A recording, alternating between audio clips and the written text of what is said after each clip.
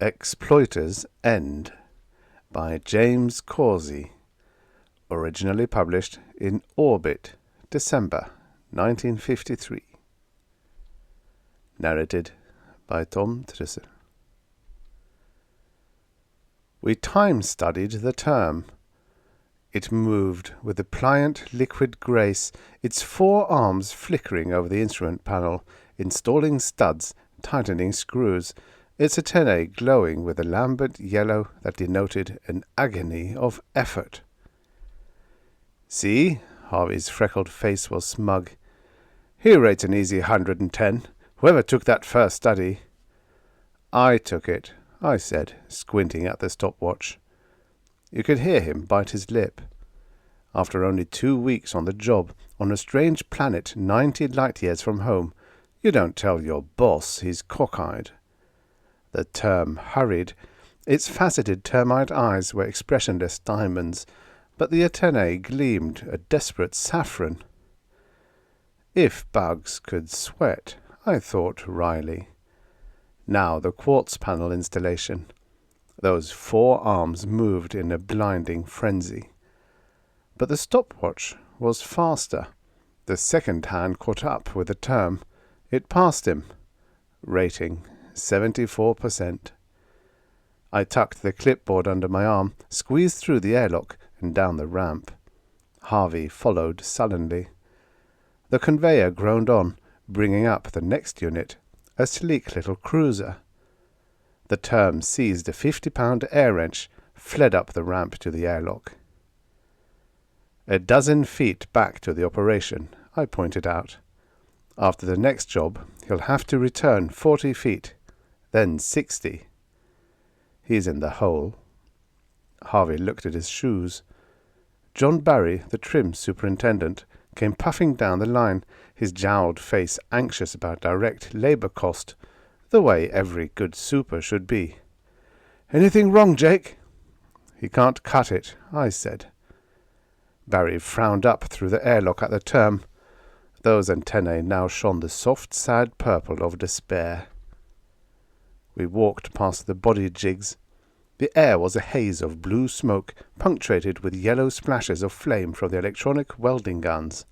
Terms scuttered like gigantic spiders over the great silver hulls, their antennae glowing in a pattern of swift, bright harmony, right on standard, good cost. Harvey's face was rapt as he watched them. I said harshly, "Give me your third production axiom." Harvey's shoulders squared. He said stiffly, "Beauty is functional. The quintessence of grace is the clean, sorry beauty of a spaceship's hull." "Extrapolate, Harvey." His lips were tight. "What I see is ugly. Terms must be taught individuality. What I see is a fascinating, deadly beauty. Deadly because it's useless. We must sublimate it, grind it down, hammer it out into a useful pattern. Waste motion is a sin." "Excellent." We turned into the administration lift, leaving the iron roar behind us, and on the way up Harvey didn't say a word. I listened for the tinkle of shattering ideals, and said patiently, "You're here to build spaceships, to build them better and cheaper than Consolidated or Solar. Hell, we've even set up a village for the terms.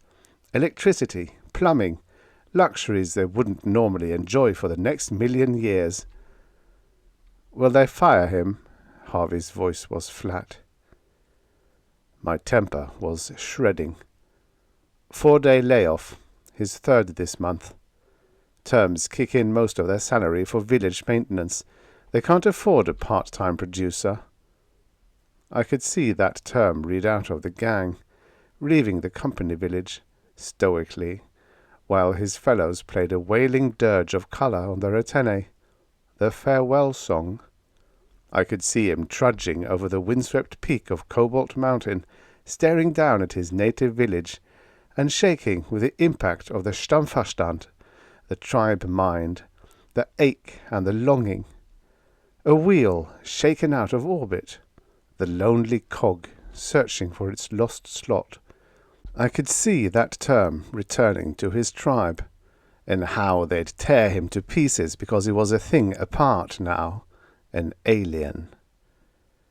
We walked down the grey corridor, past Psych, past the conference hall, to the silver door marked Methods and Standards. Harvey's blue eyes were remote, stubborn. I clapped him paternally on the shoulder. "Anyone can call one wrong, lad. Forget it." Harvey slumped down at a computer, and I walked into my private office and shut the door. Harvey's personnel dossier was in my desk. IQ 178. Fair. Stability quotient 2.8. Very bad. Adaptability rating 0.7. Borderline. Those idiots in Psych. Couldn't they indoctrinate a new man properly? I waited. In a moment Harvey came in without knocking and said, "Mr. Egan, I want to quit." I took my time lighting a cigar, not raising my head. His defiant, pleading look. I blew smoke rings at the Visicom and finally said, "Since you were 16, you've dreamed of this. Elimination tests, the weeding out, 10,000 other smart, hungry kids fighting you for this job." I tasted the words.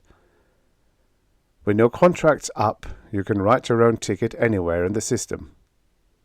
He blurted, "I came here full of ideas about the wonderful work Amalgamated was doing to advance backward civilizations. Sure, the terms have a union. They're paid at standard galactic rates for spacecraft assembly. But you make them live in that village. It costs to run that village.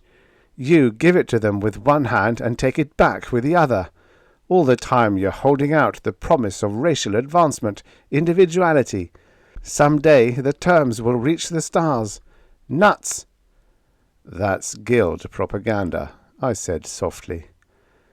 "The Guild is just a bogey you created to keep the Intersolar Spacecrafters Union in line. There's a Venusport liner due in next week. When it leaves, I'll be on it." I played Dutch uncle. I told him he wasn't used to Terminorb's 1.5 gravs, that this was just a hangover from the 3:5 oxygen ratio he wasn't used to. But he said no. Finally I shrugged, scribbled something on an AVO and handed it to him. "All right, Harvey," I said mildly. "Take this down to Carmody in Psych.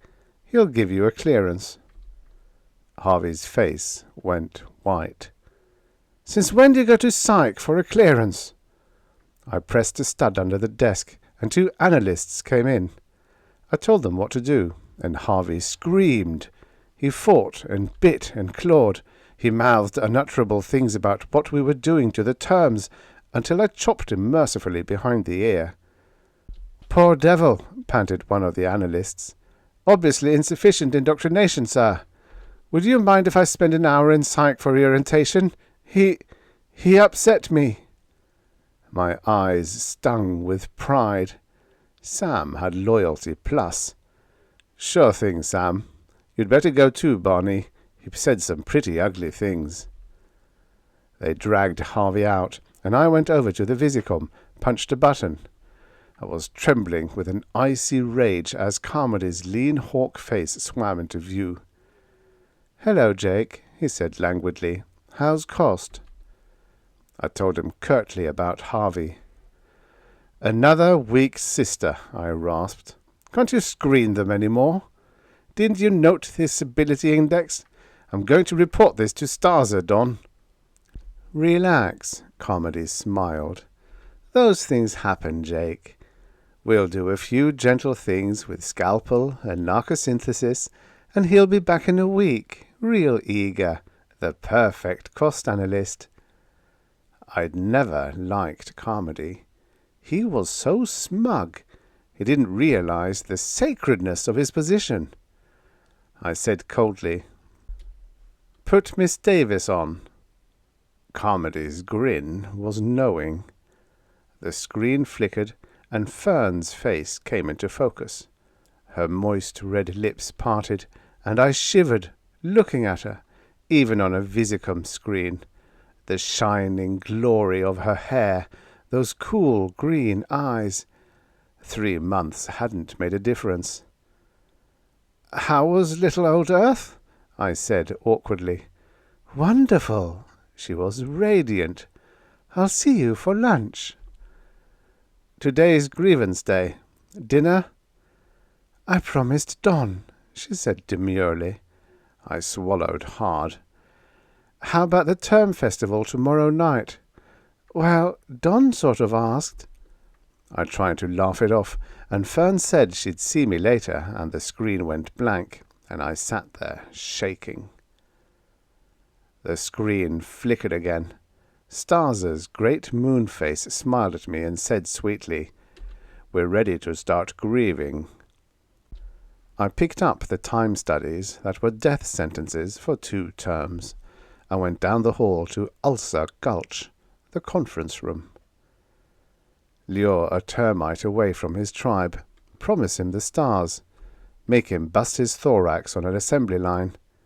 He makes a wonderful worker, with reflexes twice as fast as a human's, but he still isn't an individual. Even when putting a spaceship together, he's still part of the tribe, part of a glowing symphony of color and motion. That's bad for production. Accent on individuality, that was the keynote. The terms and their union representatives could argue a grievance right to the letter of the contract, but when it came to production standards, we had them. Terminorb 4 was 90 light-years from the system, and the terms couldn't afford a home office time and motion analyst. It wasn't worth it. Terms were expendable. Los Tichnat was committee man at large for the term local. He sat regally at the head of the conference table, 7 gleaming chitinous feet of him, with his softly pulsating antennae and faceted eyes, and said in a clicking, humorless voice, "The first item is a second-stage grievance. Brother Nadkek, in final assembly, was laid off for 1 day. Reason, he missed an operation.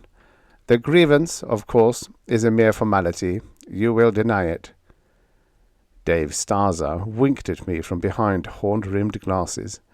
He sat like some great bland Buddha, director of industrial relations, genius in outer psychology, ruthless, soft-spoken, anticipator of alien trends.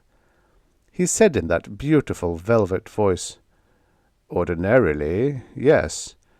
In this case, Nadcake wished to ask his foreman about omitting a welding phase of the operation. While the suggestion was declined, Nadcake showed unmistakable initiative." Starza stressed the word. "We appreciate his interest in the job. He will receive pay for the lost day." Around the table, antennae flashed amazed colors. A precedent had been set. Interest in the job transcended even the contract. "Management sustains the grievance," Tichnat droned incredulously. "Of course," Starza said. Nadkek left the conference room, his antennae a puzzled mauve. "Next," Starza said pontifically. The next grievance was simply that a foreman had spoken harshly to a term. The term resented it. In his tribe he had been a fighter, prime guardian of the Queen Mother. Fighters could not be reprimanded as could spinners or workers. Starza and Tichnat split hairs while I dozed and thought about Fern. Starza finally promised to reprimand the foreman. It was lovely, the way he thumped on the table, aflame with righteousness, his voice golden thunder, the martyr, hurt by Tichnat's unfairness, yet so eager to compromise, to be fair. The next grievance was work standards. Starza looked at me. This one mattered. This was cost. I pulled out my study proofs, said, "Radno in final assembly, consistently in the hole, rating 74%. "The operation was too tight, Jake. Admit it." The thought uncoiled darkly, thundering and reverberating in the horrified caverns of my brain. A thoughtcaster. So the guild had thoughtcasters now. The guild had finally come. I sat in the dank silence, shaking. A drop of ice crawled slowly down my temple. I stared around the conference table at Starz's frown, at those term faces, the great faceted eyes. "We gave this worker every chance," I said, licking my lips.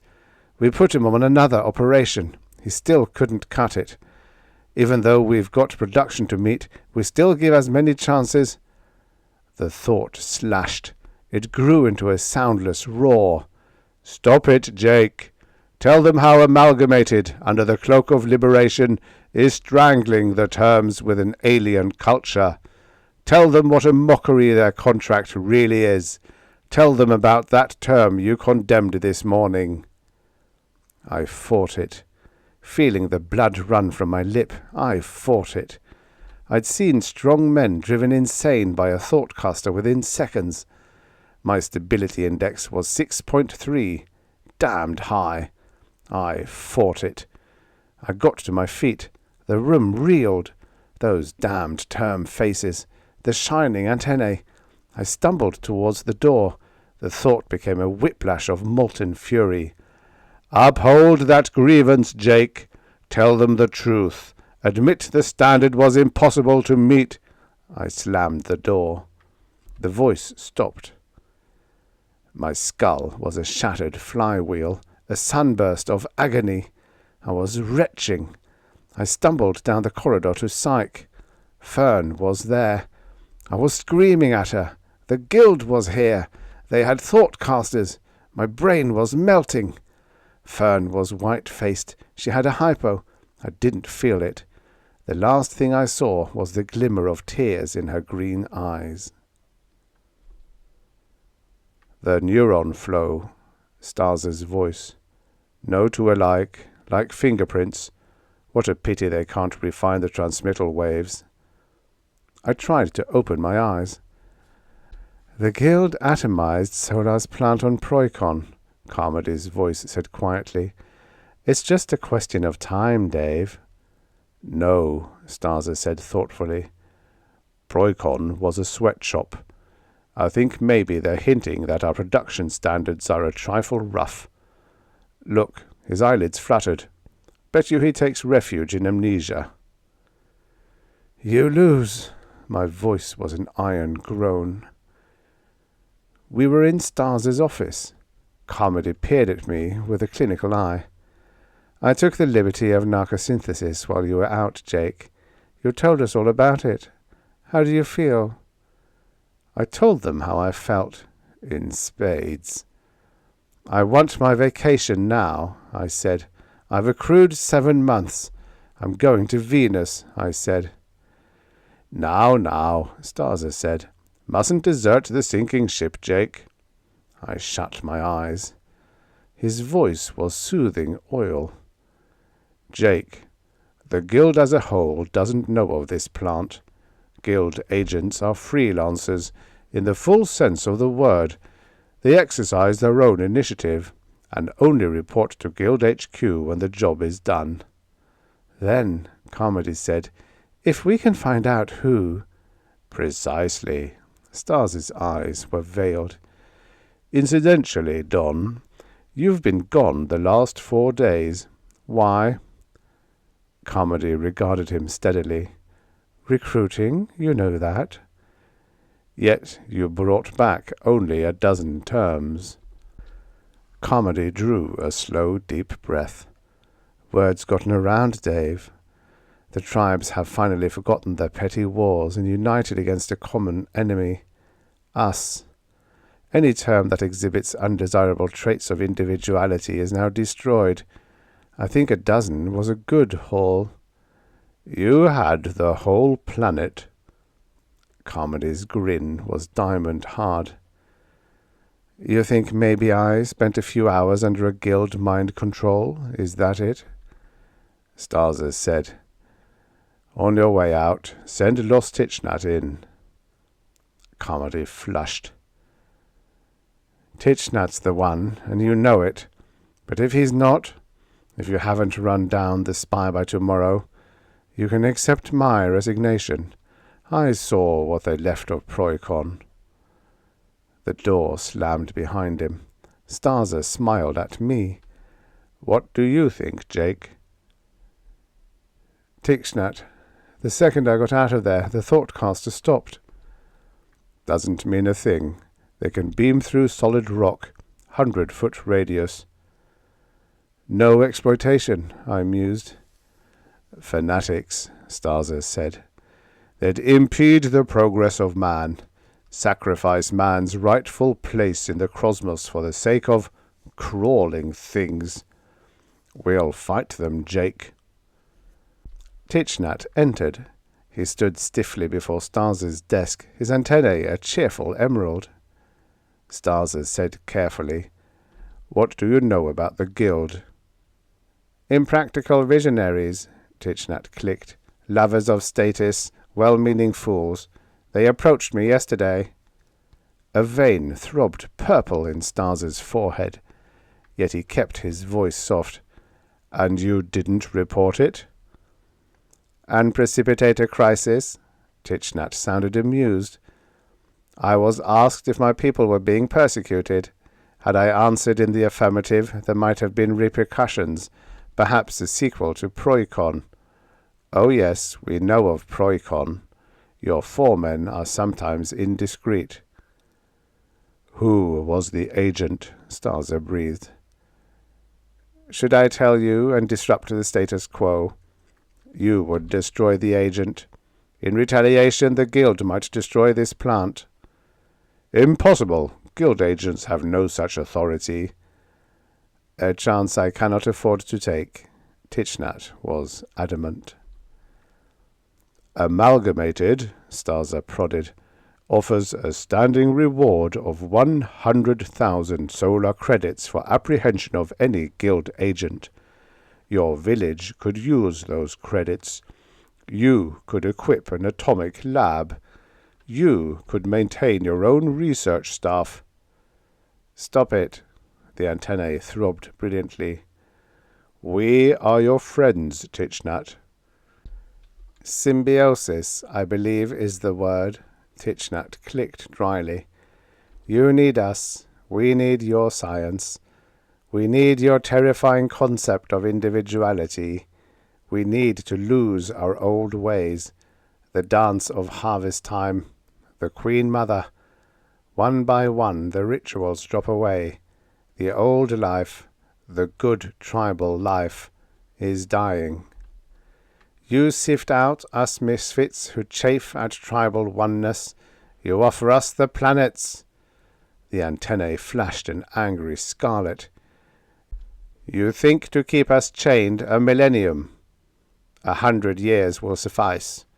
We will leave you, we exiles you have made, we who would be destroyed if we dared return to the tribe. We shall rule this world. You aliens drive a hard bargain, but the dream is worth it. Prometheus in a bug's body. The shining strength and the dark, terrible pride. It is no dream, Starza said gently, but perhaps you go about achieving it the wrong way. You still refuse to divulge the spy? I am sorry. Good day. Starza brooded after him. He's a fool, but he's grasping mankind's concepts, Jake. I'd give my right eye for a good semanticist. Basic English does it. Self, want, mine. Selfish ego words, the cornerstones of grasping humanity.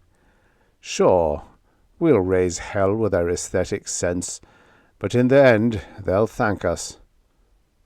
I sat, worrying about a secret fanatic somewhere in the plant who, in the holy interests of Mars for the Martians, Terminorb for the terms, might soon plant an atomic warhead in our body shop. I finally said, What are we going to do? Do? Starza chuckled. Why, slacken line speeds, lower production standards, 50% at least. By tomorrow, we'll be down to 40 jobs an hour. They'll want loose standards. We'll give it to them. But my cost? Obscenity to your cost. Look, Jake, no matter how you set an operation up, the terms manage to work in some glittering little ritual. They have to create beauty. Their aesthetic sense must be fed. They can't adjust to quick change. Supposing you cut line speeds by 10%. They adjust, but it almost kills them. Then drop 30%. Their ritual loses timing, becomes discordant. What happens? I blinked. They go mad. And a little guild saboteur will be guilty of a few term deaths. He'll have violated a basic guild tenet. He'll go home with his tail between his legs. Catch? I caught. By mid-afternoon, we had the conveyor speeds down 30%. The red line on my cost chart soared precariously. The entire production line slowed to a crawl. We waited. At 5 o'clock it happened. 3 terms in the body shop went mad. It started a chain reaction throughout the trim line. 6 more terms ran amok and had to be destroyed. Final assembly became a shambles. Starza called me on the Visicom, delighted. Our guild agent played right into our hands, Jake. In forcing a production slump, he's harming the workers. His next move will probably be a bluff. I wasn't so sure. That evening, the executive dining room was choked with a tight, gnawing tension. Department heads spoke in hushed whispers, eyes darting. The man across the table could be a mindless controlled, a guild pawn. Smile at him politely and keep your mouth shut. I ordered Thar, a Terminorb arthropod that was usually more delicious than Venusian lobster, but tonight it tasted like broiled leather. It was like eating in a morgue. I saw Carmody at the next table. I nodded coolly to him, and he hitched his chair over and said, "By the way, Jake, I'm sorry about Harvey. He's going back to Earth next week." "Why?" "His stability index was too low," Carmody said smoothly.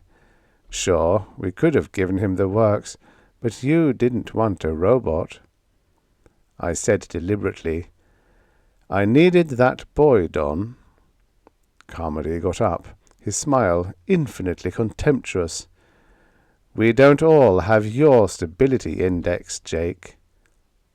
I stared after him, and the thought suddenly struck me that not once had I considered quitting, ever. Somehow the thought disturbed me. Abruptly the public address speaker boomed. "Attention!" Starza's voice crackled. "To the guild agent, wherever he may be. Today you murdered 37 terms. Is this your altruism? Is this your vaunted justice?" He went on, his voice like organ music, sweeping away all doubt, making you proud and glad to be part of Amalgamated, part of production, when quite suddenly his voice choked off. Simultaneously another voice ripped through the hall. A cold, ironic whisper, lashing at the mind. "Altruism, yes, but not as you conceive it. Today you passed your own judgment. You have 24 hours to evacuate before this plant is destroyed. The verdict is final." The dining hall echoed with moans. Hands leaned to agonized temples. The thought caster again, on a wide band frequency. Through the pain I was conscious of Starza's voice. The guild was trying to bluff us. We wouldn't let them. I stumbled out of the hall, my teeth chattering, took the lift down to the first level, and got outside to walk free in the park. Here was Eden. Giant conifers and ferns wove a cool green pattern of delight, and the laughter of the crystal fountains soothed. Terms had fashioned this garden, had created a poem in living green, a quiet fugue of oneness, each leaf blending exquisitely with the next, the unity, the perfect whole. For one weak moment I let the pattern seep insidiously into me, and then, ashamed, focused my eyes on that jarring splash of white in the centre of the garden. The 10-foot model of the amalgamated X3M, squat with power, lifting on her stern jets, a symbol of amalgamated strength, the indomitable spirit of mankind, beauty born of pure utility. Oddly, a half-remembered poem of the ancients flitted through my brain. Dirty British coaster with her salt-caked smokestack butting through the channel on the mad March days. That was man. On an infinity of planets he had met resistance, through force, through guile, even through beauty. And he had conquered. I drew a slow, deep breath and sat on one of the benches, staring up at the gigantic horseshoe of the factory, hearing the muted hum of the atomics. 24 hours. I tried to run through my axioms, and I was suddenly terrified. I couldn't remember them. That damned thought-caster, twice in one day. Perhaps there was some gradual neural disintegration. My head hurt terribly. Tomorrow I'd go to Psych for a check-up. I thought about that marble villa in Venusport and about my bank account. Not enough.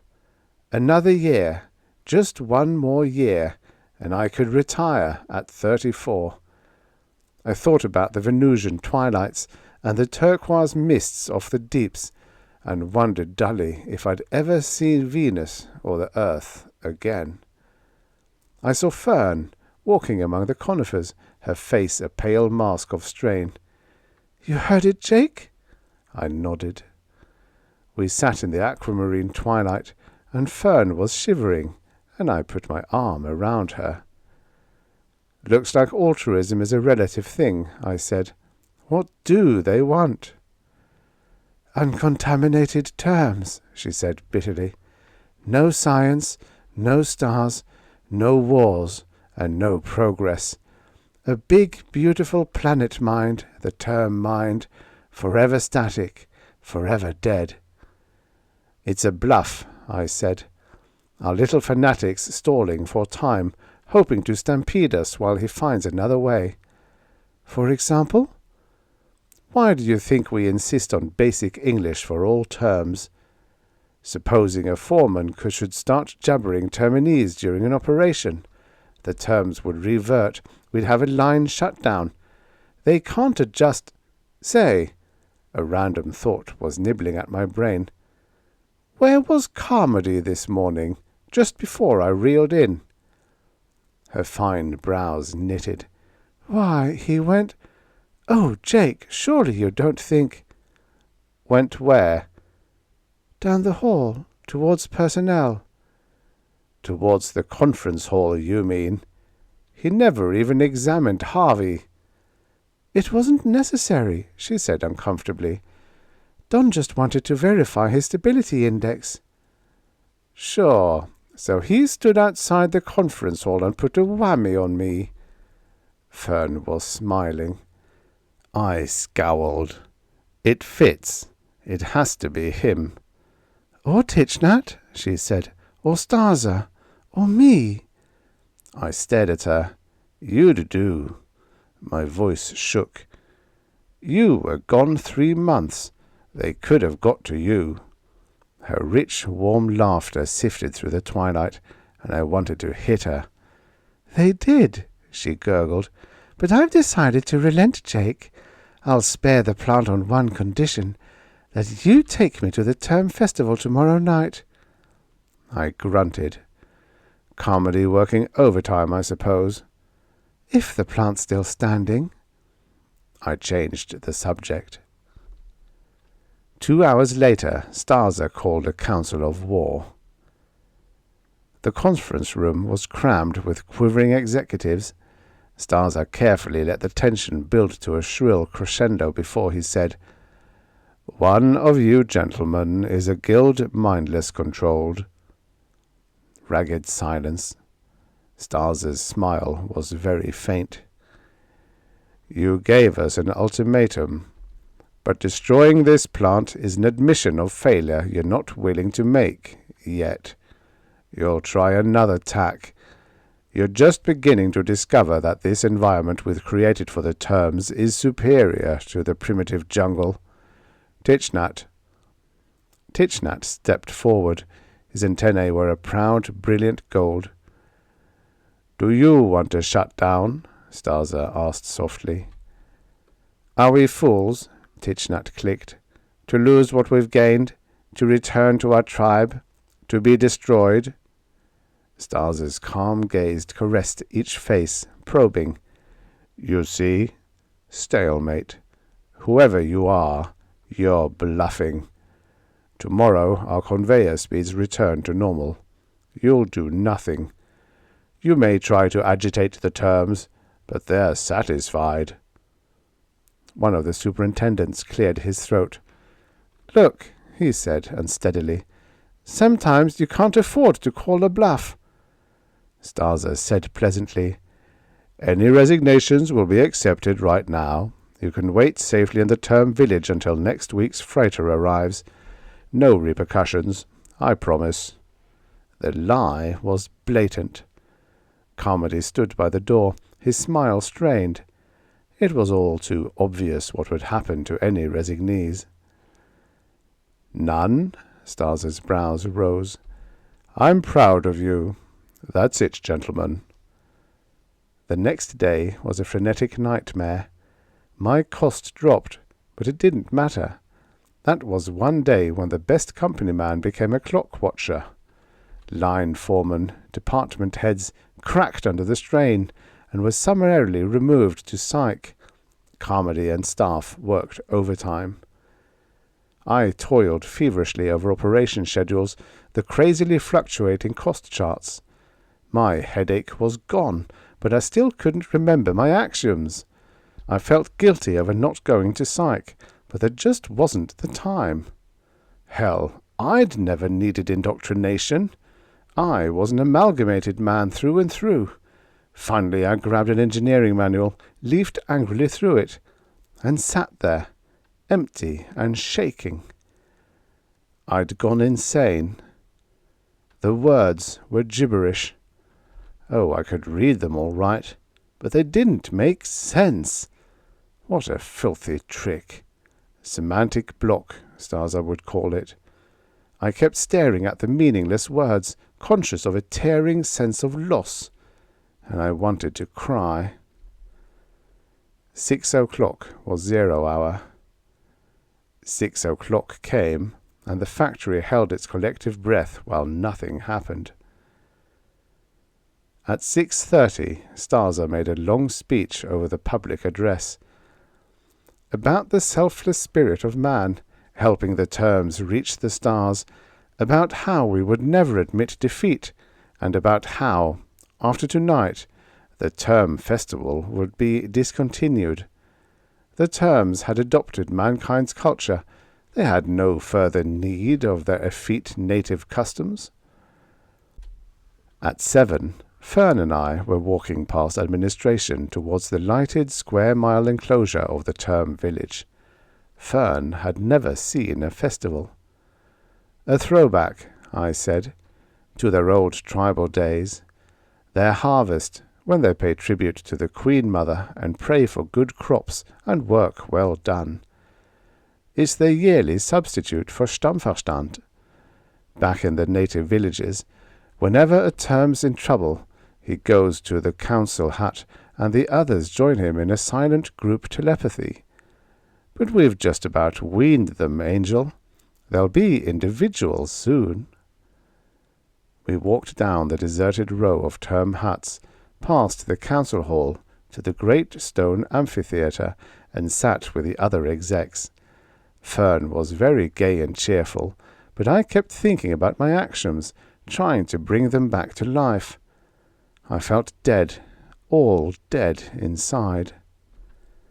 Starza came up, frowning, and I congratulated him. "It's too pat, Jake. It worries me. Where's Carmody?"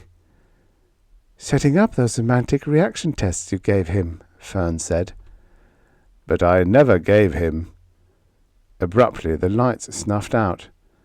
At one end of the arena loomed a 12-foot statue of a bloated term, limned in a soft pale glow. The Queen Mother. The hush, then the radiance. Slowly the terms filed into the arena, rank upon rank of living flame. First the fighters, their antennae shining crimson and splendid against the tall night. Then the twin glows of blue that denoted the spinners, the weavers, the golden blaze of the harvesters.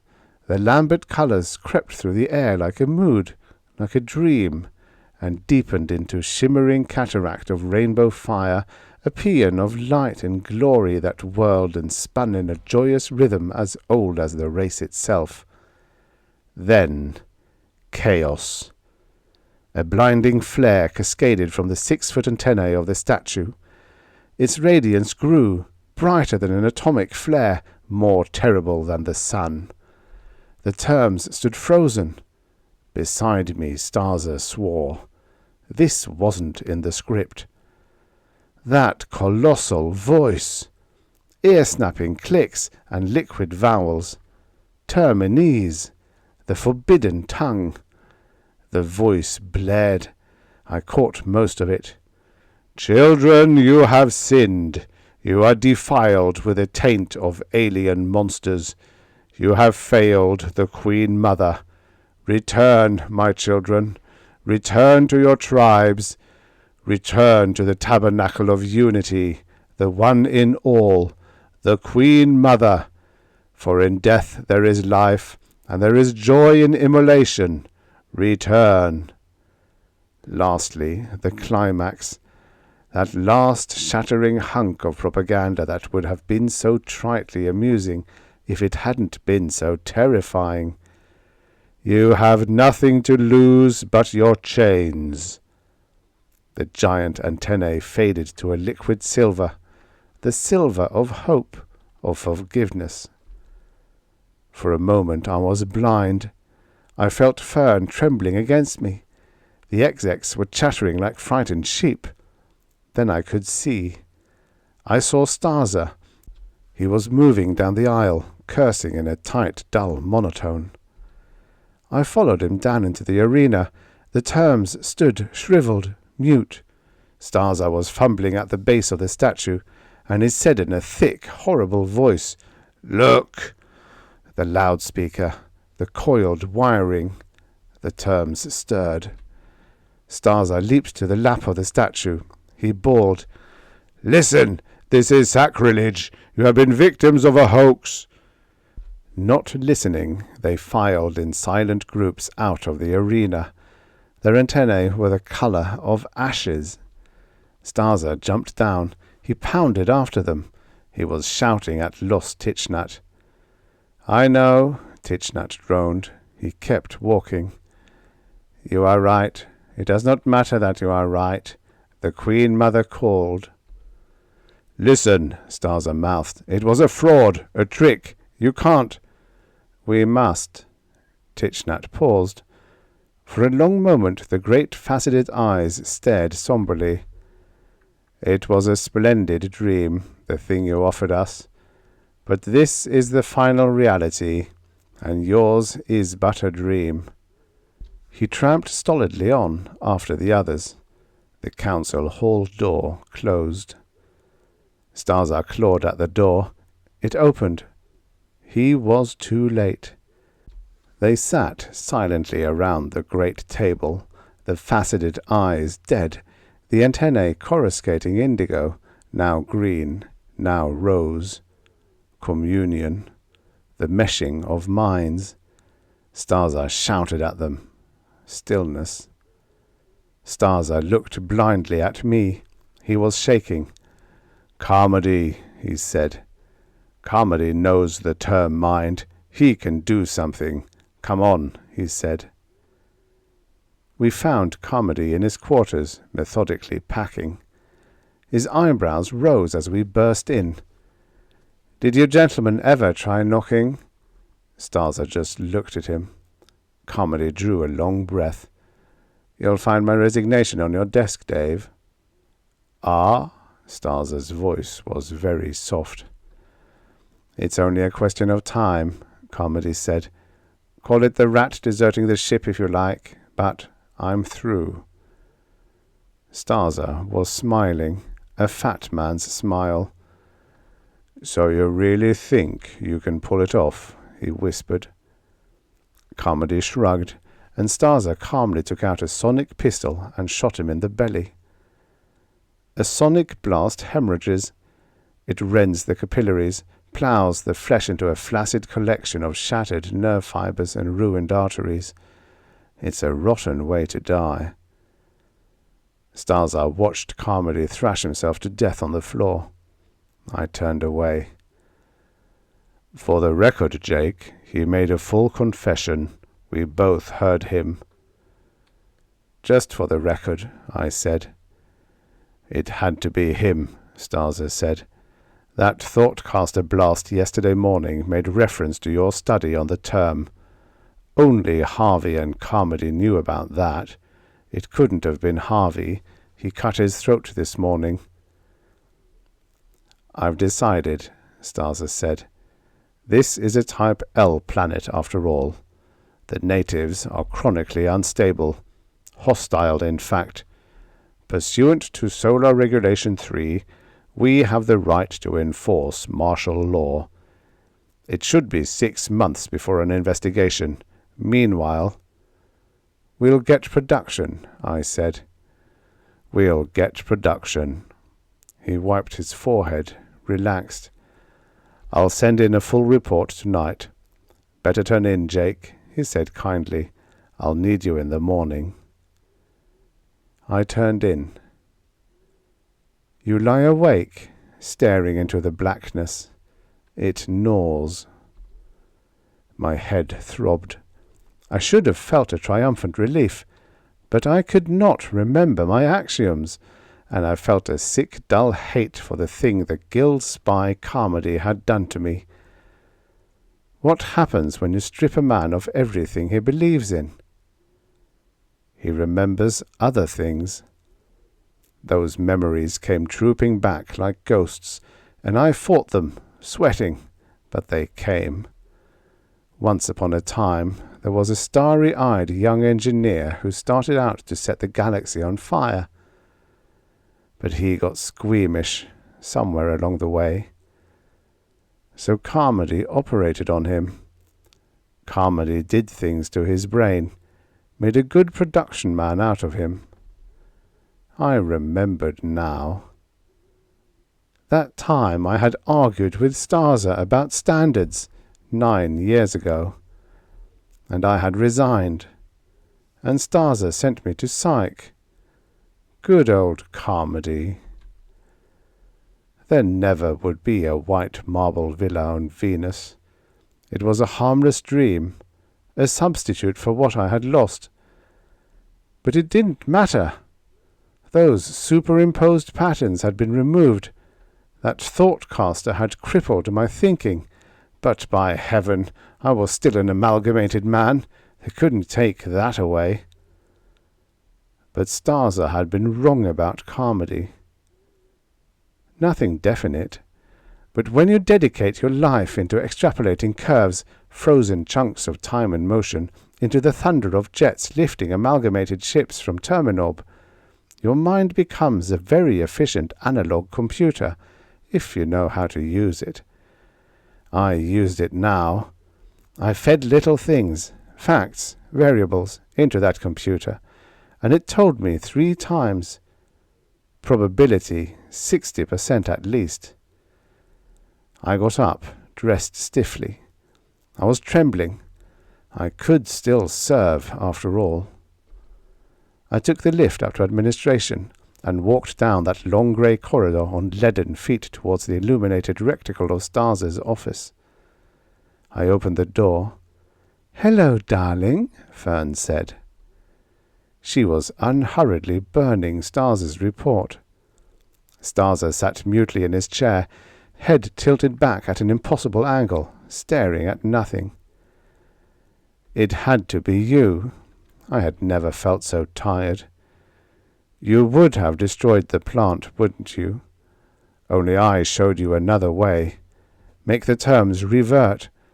And you had that hypo all ready when I reeled into psych." I moved towards her carefully. "You're so damned altruistic. A guild mindless controlled," I said. Fern's smile was compassionate. She methodically ground the ashes to powder, lifted that calm green gaze. "Stupid words to frighten children, Jake. Yes, they kidnapped me. I never reached Earth 3 months ago. I was indoctrinated. Oh, they didn't have far to go. Each race to its own fulfillment." Her eyes were shining. "Look out the window." Numbly, I moved past her. I stared. In the distant blackness, a column of living flame flickered up the slope of Cobalt Mountain. Ice green, ruby, silver and blue. The terms were leaving. "They're not ready for individuality yet," Fern breathed. "In 1,000,000 years, perhaps. Not now. They're going home. To die. The race will live. Individuality isn't the penultimate, darling. You'll find out." I moved towards her. "You've got a very tough mind, Jake. You'll make a wonderful guild agent." I got both hands on her throat. Fern moved. Her right arm was a snake striking, and a steel strength lifted me, turning, against 1.5 gravities, and the floor wavered up to hit me in the face. Something broke. I tasted blood. Through the agony, I moved. I crawled towards her. "They gave me 6 weeks of hand combat under 2 gravs," she said. "Soon you'll be one of us, Jake, one of the guild." I stared up at her in a dull horror. I kept crawling. "We'll heal you," Fern said. "We'll give you back the dream. We may even work together. Maybe I'll fall in love with you again. Who knows?" Her eyes were brimming. She took out a sonic pistol. "It's all right, darling. I'll adjust it for knockout. In 3 hours we'll be on a guild flyer. Please, darling," she said, and I kept crawling. And Fern's smile was a benediction as she pulled the trigger. The end. Subscribe for your daily stories of futures past. You know, many of these stories were written in a time where 50 years ago was in the future.